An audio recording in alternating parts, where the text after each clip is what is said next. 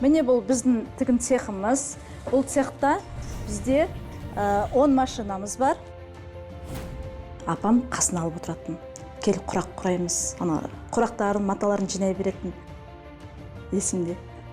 350 теңгеге апаларға көйлек тігетін. Мысалы, бұл футболканы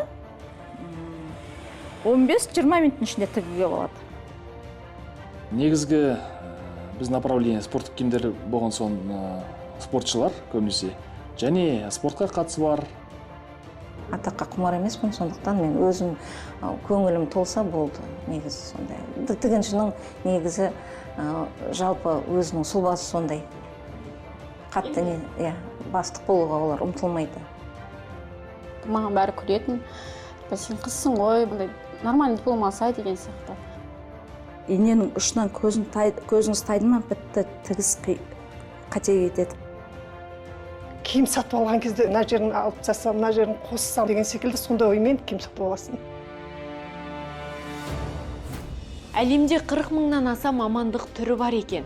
Солардың ішінде жыл сайын тіпті мыңдаған кәсіп түрі нарық деген арықтың тасқынында жұтылып кетіп, жойылып жатыр. Дегенмен жыл сайын тап сондай көлемде жаңа мамандықтар да пайда болуда. Сағат тілі секундтан секундқа секірген сайын дүниенің дидары мен талабы тез өзгеріп жатқан заман. Бірақ тірліктің тынысы 90 тарау, 80 сала болса да бәріне де ортақ қызықты қағида бар. Ол адал еңбек. Әр еңбек адамы елдің ықыласына бөленуі керек. Бүгінгі шығарылым иненің көзінен өткендей пысық адамдарға арналады. Міне бұл біздің тігін цехымыз. Бұл цехта бізде 10 машинамыз бар. Тігін машинамыз бар. 3 оверлок, 4 жіптік, 4 оверлок машинкамыз бар. Распашивалка дейтін, тоқып тігетін, әдіптеп тігетін машинкамыз. Ол сыртқы тігістерді әдіптеп тоқып тігеді. Өнген тесіктерді тесеміз. Бұнда біз 3 операцияны орындайды бұл машинка. Өнген өтігіміз бізде. Бұл өтіксіз тігін ешқандай жақсы шықпайды. Өтіктеп барып тіккен өте сапалы, әдемі көрінеді.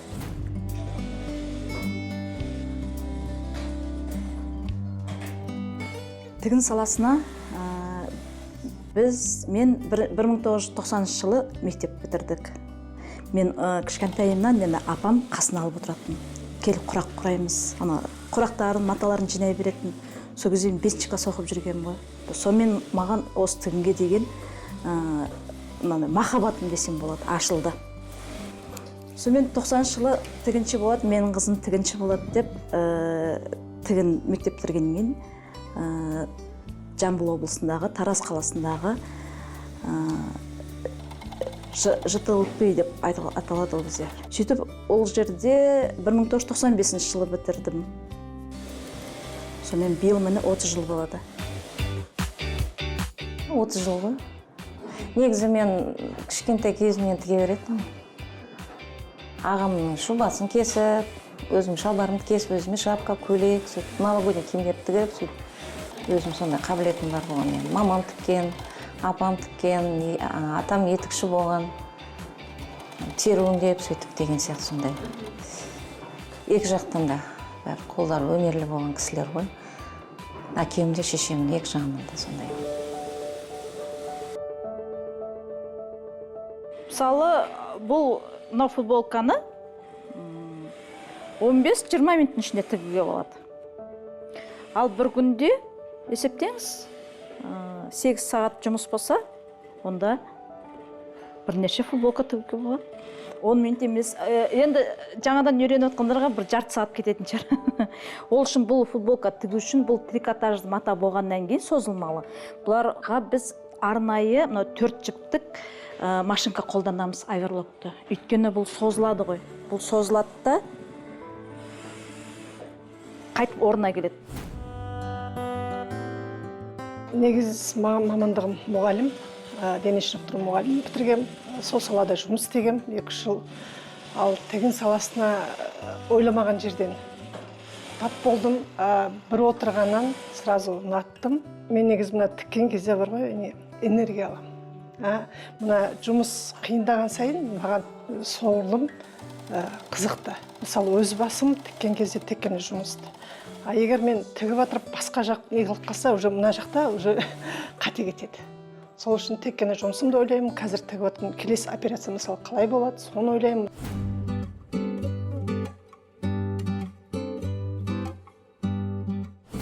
Менде апам тігінші болған өмір бойы. Тыл ардагері болды, және соғыстан соң биткомбинат дейді ғой ол кезде. Сондай тікті, сосын апамның қолында тұрдық. Апам өмір бойы тікті, соның мәшінкесінде ойнап өстік десем болады. Соны өмір бойы көріп өттім, соны қалай тігеді, немен тігіледі, соны бір қызығушылық болған шығар. Спортқа бір қосар, елімізге бір қосар, бір үлесіміз болсын деп, және өзім осында твердый бизнеспен айналысқым келді. Ол киім бола ма, және басқа да бір нәрсе болсын, бірдеме создавать етіп, сол тұрғыдан осындай спорттық киім тігу идеясы келді.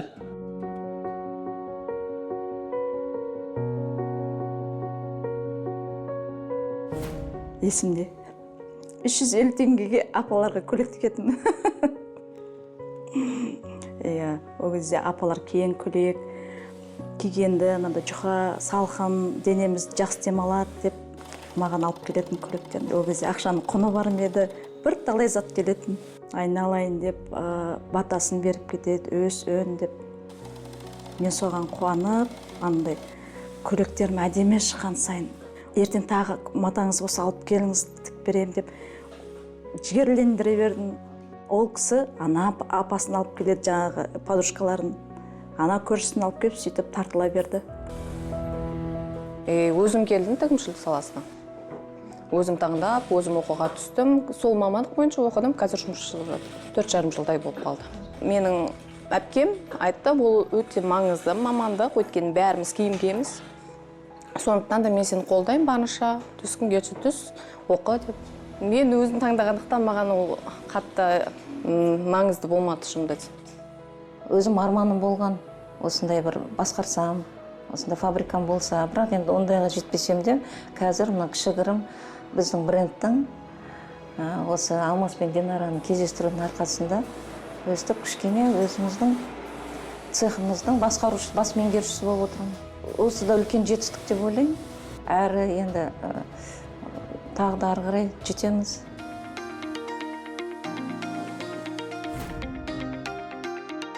Қазір таңда бір 10-12 тігінші жұмыс жасап отыр. Әр тігінші бізге келе бермейді. Өйткені киім үлгілері оңай емес, және талғамымыз өте жоғары, сапа жағынан өте қатты көңіл бөлеміз.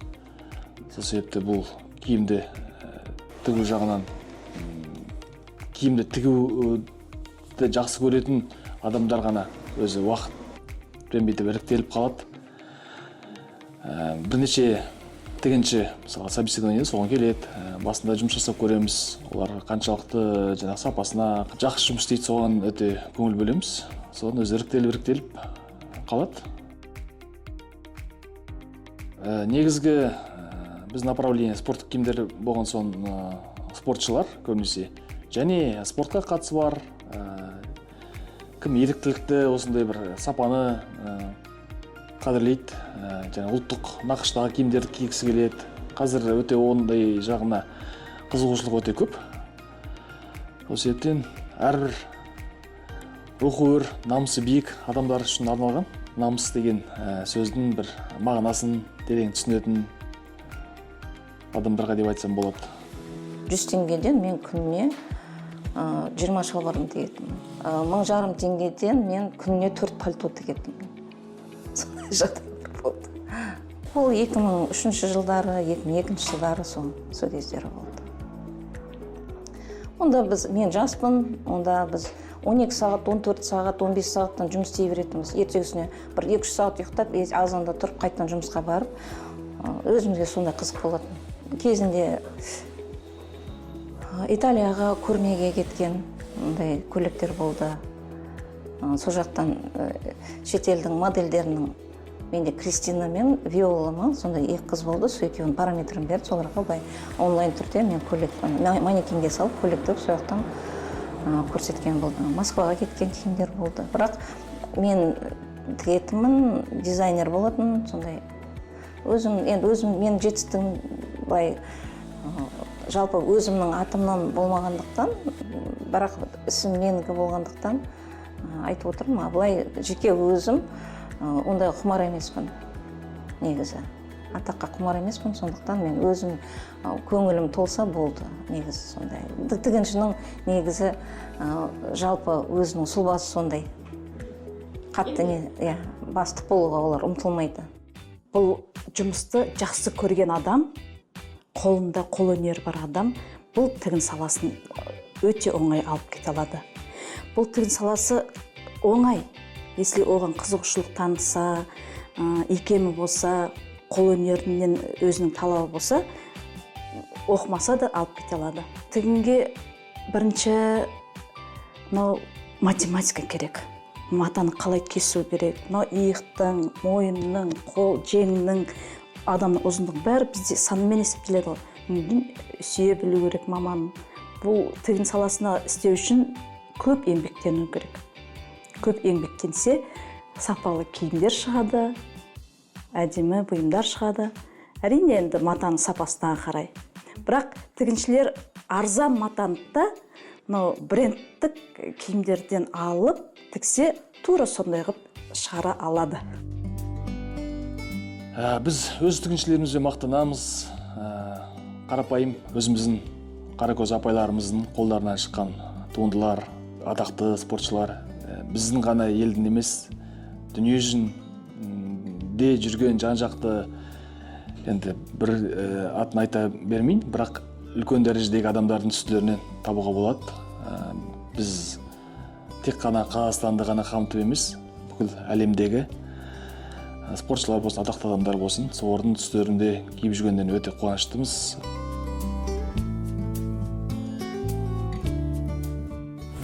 Адам көркі шүперек, рас. Бірақ қазір сол шүперектің кей түрі алтыннан да қымбат болып барады. Тренді мен бренді астасып жатса, бағасы да аспандай береді. Бірақ бүгінгі біздің кейіпкеріміз ондай қымбат киімдерді тікпесе де, сұлуы мен жылуы сай келетін сапалы өнімдерді шығарып жатыр. Әр тоқылған бұйымда шын ықыластың өрнегі бар. Киім күнделікті қажеттілік, сондықтан оған деген сұраныс еш қашан кеміген емес.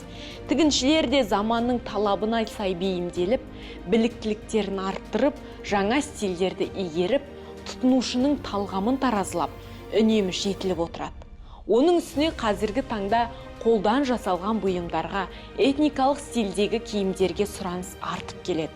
Бұл тігіншілер үшін тағы бір мүмкіндік.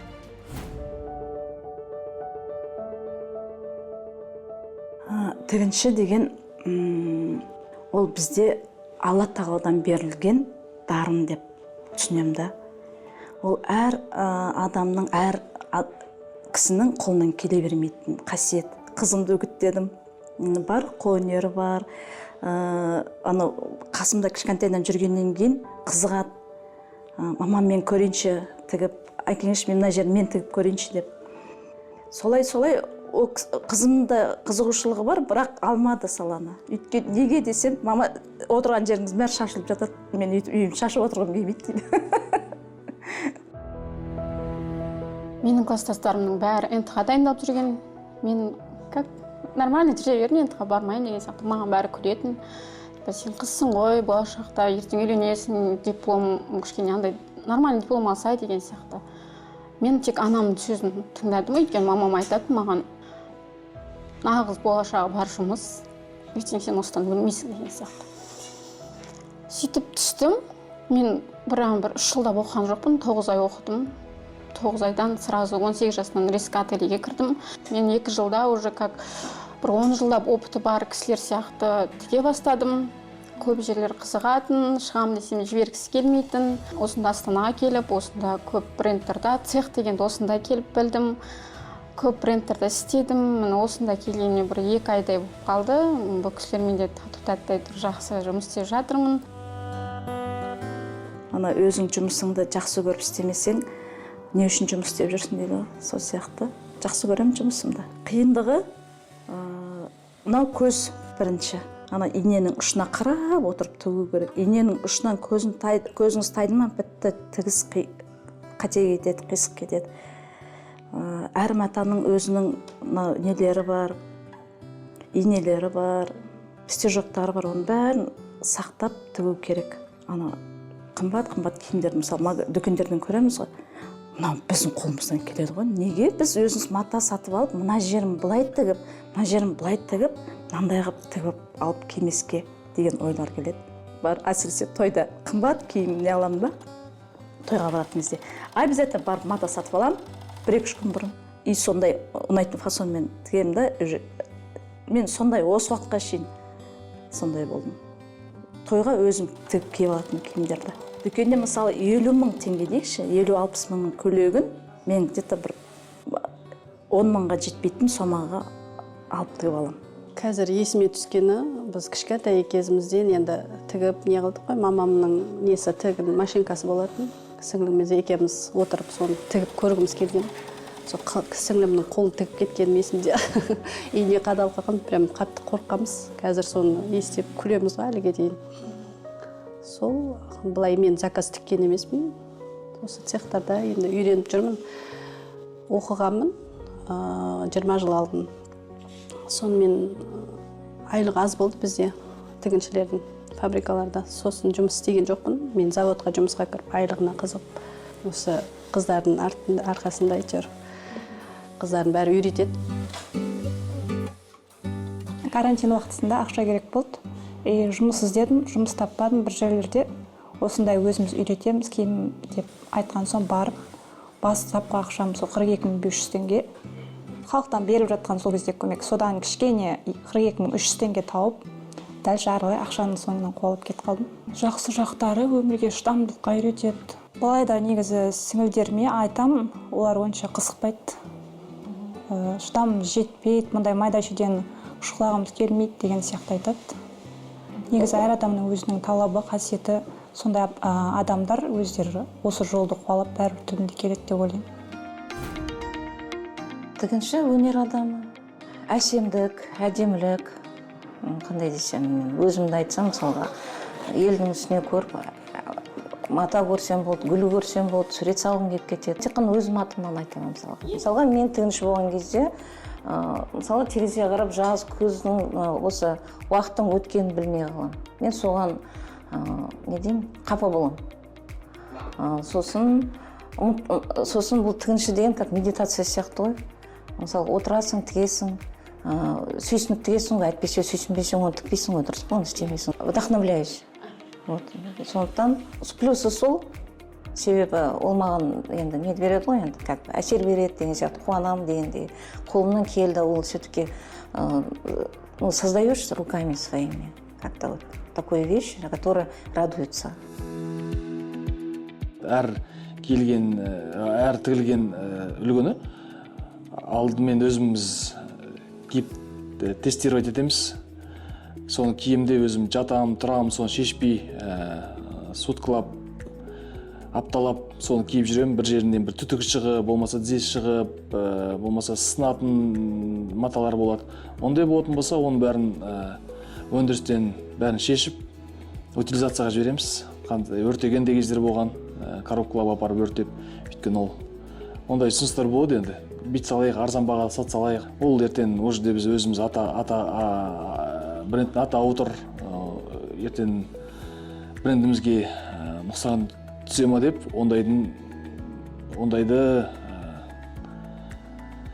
айтқанда неге шығармаймыз. Сатылымға да ешқайда шығармаймыз. Сол жерде утилизация жасаймыз. Мына осы 20 жылдан астам жұмыс істеп отырмын. Бірде-бір өкінген кезім болған жоқ. Қоғамға тигізіп отқан пайдам, бір жұмысшы болып жәнегі жүргеніме өте қуаныштымын. Сол секілді жәнегі тағы басқа осындай брендтер бар. Енді ойлаймын, тігіншілердің көп деп не дешеді. беретін қоғамға беретін үлесі көп деп ойлаймын. Бұл жерде енді бір жаман жерде өтем ба, ана киім сатып алған кезде үнем іздеп жүрсің, мына жерін алып тастасам, мына жерін қоссам, мына жерін тігіп тастасам деген секілді сондай оймен киім сатып аласың. Сол жерге қиындау. Так, жоқ. Біздер қазір әр жыл сайын индивидуальный, жаңа, қайталанбас заттар көп шығарғымыз келіп жатыр ғой, киімге байланысты енді. Ол үшін мен өз басым ойлаймын, жақсы көру керек деп. Мен шабыт іздемеймін, қатты өйткені мен өзім жақсы көріп, кәдімгідей өзім таңдағандықтан мамандығымда. Сондықтан да мен одан бұрын бір колледжде бір жыл оқып шыққаннан кейін мен ол колледжді тастап қайтадан осы мамандығыма қайтып келдім да, бәрібір де. Сөйтіп өзім жақсы көріп таңдағандықтан маған шабыт іздеу ондай қатты керек емес деп айта аламын. Тігіншілік саласында мен ойлаймын, қазір бұрынғы совет үкімет кезінен қарағанда қазір тігінде адамдар аз. Ал бұл тігінде действительно еңбек керек, ой керек, және азын-аулақ математика, геометрия деген секілді сәлгені сондай ойыңызды іске асыру керек. Бұны адам негіз ұнату керек, істеген ісіні, мына тігін жағын сәл болса да ұнатып келмесе, енді біріншіде, екіншіде мына қаржы жағынан. Мысалы, істеген ісіне адамның көңіл толса, сонысына сай жалақыны алса, ойлаймын. Оқу бітірген мына жастарымыз отыр, әйкен мына бізде қаншама жас қыздар бар. Бәрі ұнатып отыр жұмыстарын. Еңбек сабағына вообще қатыспаушы едің ғой, қалай сен тігінші болдың деген сияқты. Бұрын еңбек сенің артыңнан қуалаушы еді, қазір сен еңбектің артынан қуалап жүрсің ба, 15 жыл болды ғой деген сияқты. Күліп айтам, өмір солай екен ғой, үйретіп жатыр бәрін деп. Сол көп шәкірттер дегенде енді мен ұстаз емеспін, просто өзім әлжесіл деп айтам, шәкірттерім деп, өйткені келеді ғой жас қыздар қызығып, сонда машинканың өзіне отырған кезде сезіне біл деп айтам да, лапканың өзін басқан кезде сезін, матаны ұстағанда да астындағы несін сезіне біл депші. Бір жағынан қызық, бір жағынан ауыр естелік десе болады. Ол естелік мен бірінші үйренуге барған кезде бәрі ешкім ештеңе көрсеткісі келмейді, өз мастерлігін көп адам қызғанады үйретуге. Қарап үйренгің келсе қарама дейді, неге отырсың, алдыма отпа, жаныма келме деген сияқты. Көп адамдар өзінің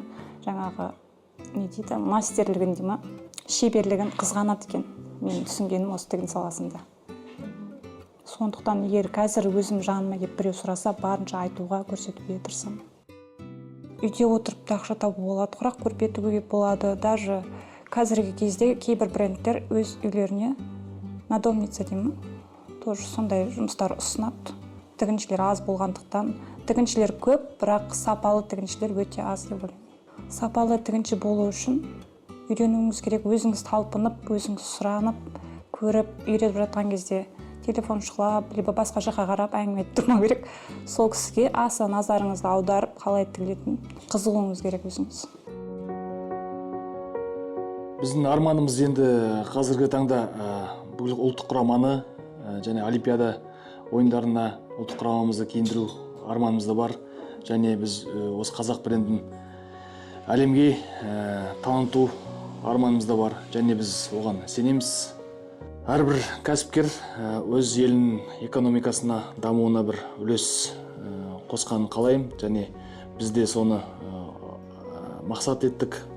Сондай бір миссиямыз солай ма деп ойлаймын. Мен соған сенемін. Және қосамыз. Біздің мақсатымыз осы еліміздің экономикасына және жеңіл өнеркәсіп арқылы бір еліміздің экономикасына бір үлесімізді қосу.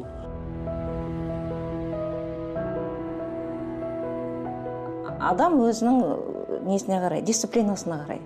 Өзі мақсат қойса, табысты көп таба алады. 500, 600, 700, 800 миллионға шейін таба алады.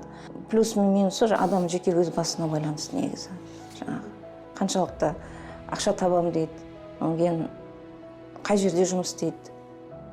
Онда әртүрлі ғой, мысалы, кейде ақшам уақытылы бермейді, кейде уақытылы береді, мысалға, сондай нәрселер. Ол да минус плюс жатады.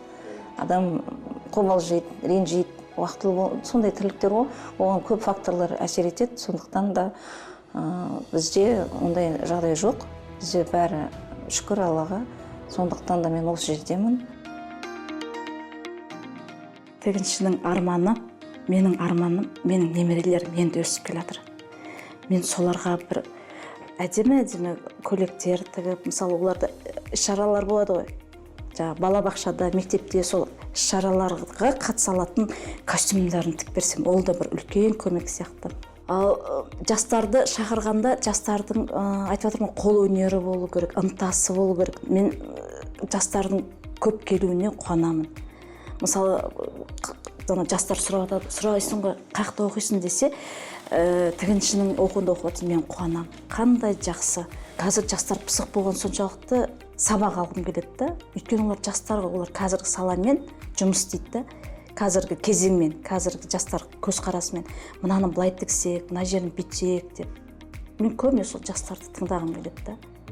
Оңай жолын олар тез таба алады.